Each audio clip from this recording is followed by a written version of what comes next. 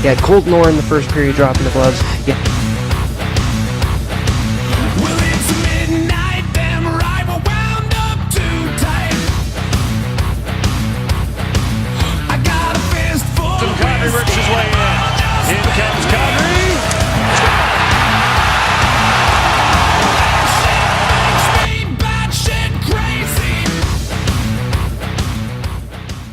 Hey everybody, welcome back to Season 2 of the Intermission here on LeafSpace.com and YouTube.com, hosted by Google. I'm Brad Rose, aka Brado, and of course we're talking about the Buds in Blue, the Toronto Maple Leafs, so let's get going. With just days away from the opening season for the Toronto Maple Leafs against the Montreal Canadiens October 7th, many are remembering the game that occurred last year, and for those that forget, here's what happened.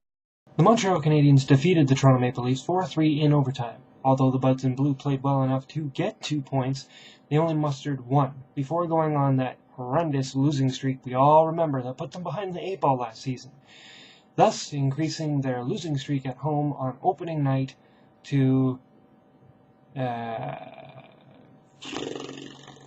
was that number again? Their losing streak was at 8 games up until last year, and after losing to the Montreal Canadiens, that extended to 9. But something tells me this year is going to be different, and here's why. Unlike last year where the Toronto Maple Leafs struggled with goaltending, I can say for the first time in a long time that the Toronto Maple Leafs actually have some goaltending depth. With J.S. Giguère and Gustafsson both playing the starting role for the Toronto Maple Leafs, this year looks to be shaping up pretty good in net. And with healthy returning defensemen like Mike Komisarek chomping at the bit ready to go, things are shaping up pretty good on the blue line. I mean, the defensive core looks great. Carl Gunnarsson, Luke Schenn, Thomas Kaberle, Francois Beauchemin, Mike Komisarek, Dion Phaneuf. Man, what I wouldn't do for some Marlies tickets. They're taking the Calder Cup this year with the team they got. I mean, have you seen? Sorry, got carried away. Let's get back to talking about the Toronto Maple Leafs. Marlies later. The season hasn't already even began, and the Toronto Maple Leafs are already being written off as a team that's going to finish in the bottom of the NHL and will have wasted 2 first-round draft picks on Phil to throw Kessel. Don't talk to me about destiny. Okay, sorry, I know I'm not Jerome McGinley, but hey, the Toronto Maple Leafs do have a legitimate shot at making the playoffs, and here's why. Okay, let me correct that. If the Toronto Maple Leafs adjust a few things that they need to do to make the playoffs, then here's why. First and foremost, special teams needs to improve. This is a team that was flat out the worst when it came to penalty kills and power plays. But something tells me that's going to improve. Or that's the hope anyway. One thing I did see through preseason that seemed to work for the Leafs in the power play is getting traffic in front, and for the first time the Leafs actually have someone that can park themselves in front and be a nuisance to the goalie. I'm talking about Colby Armstrong.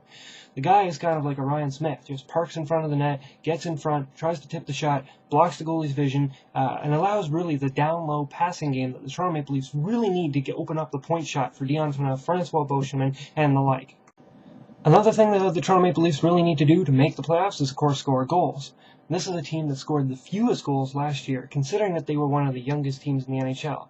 And again, through the preseason, I saw 2 lines that could be potentially dangerous. Obviously, there's the returning first line of the Fab Five of Tyler Bozak, Phil Kessel, and Nikolai Kulemin.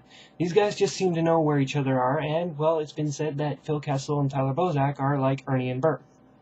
Yes, from Sesame Street.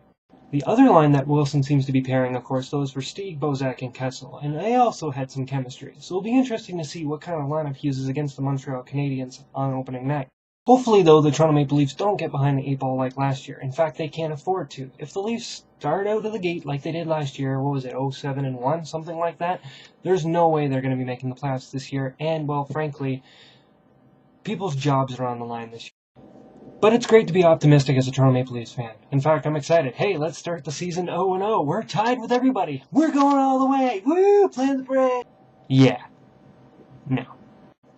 Anyway, enough of me blabbering on about the Toronto Maple Leafs. Everyone tune into the game. CBC, 7 o'clock. It's going to be awesome. I'm going to be cheering for the Toronto Maple Leafs. They're going to be playing the Montreal Canadiens. And you can join me after the game on blogtv.com. We're going to have a live after the game chat. It's going to be awesome. Don't forget to rate me, subscribe to me, leave me a comment or question or concern down below. Of course, follow me on Twitter. And as always, go Leafs go.